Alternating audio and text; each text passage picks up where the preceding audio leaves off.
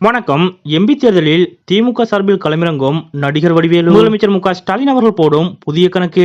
அப்படியே நடிகர் வடிவேலு அவர்களை முதலமைச்சர் மு.க.ஸ்டாலின் அவர்கள் எந்த தொகுதியில் களமிறக்க திட்டமிட்டுள்ளார் தெரியுமா? இதை பத்தின முழு விவரத்தோட இப்ப நம்ம பார்க்கலாம். 2011 நடிகர் வடிவேலு அவர்கள் தமிழக சினிமா உலகில் டாப்பில் இருந்தார்.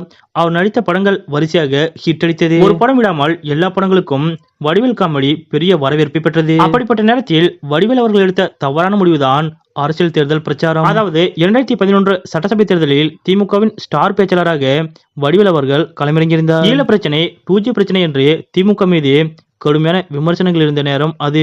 அதிமுக தேமுதிக எதிர்த்தரப்பில் வலிமையான கூட்டணியும் வைத்திருந்தது. அப்போதைய தேமுதிக தலைவர் விஜயகாந்துடனான சண்டை காரணமாக தேமுதிகவை எதிர்த்து திமுகவிற்கு தீவிரமாக பிரச்சாரம் செய்தார் வடிவேலு. அப்போது நடிகர் வடிவேலு அவர்களது பொதுக்கூட்டங்களில் மக்கள் வெள்ளம் அலைமோதியது.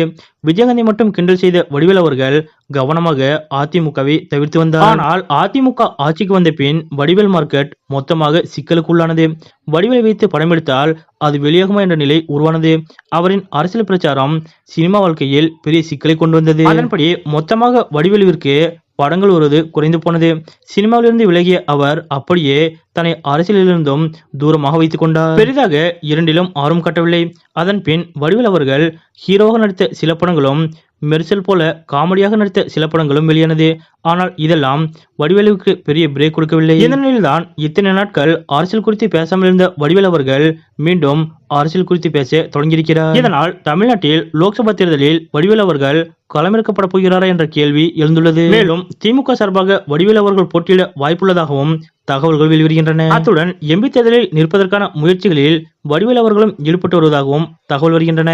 சினிமாவில் பெரிதாக நடிக்காத நிலையில் அவர் அரசியலுக்கு திமுக மூலமாக வரும் வாய்ப்புகள் உள்ளதாக தகவல்கள் தெரிவிக்கின்றன. இது தொடர்பாக திமுக தரப்பில் சில பேச்சுவார்த்தைகள் நடப்பதாகவும் கூறப்படுகிறது.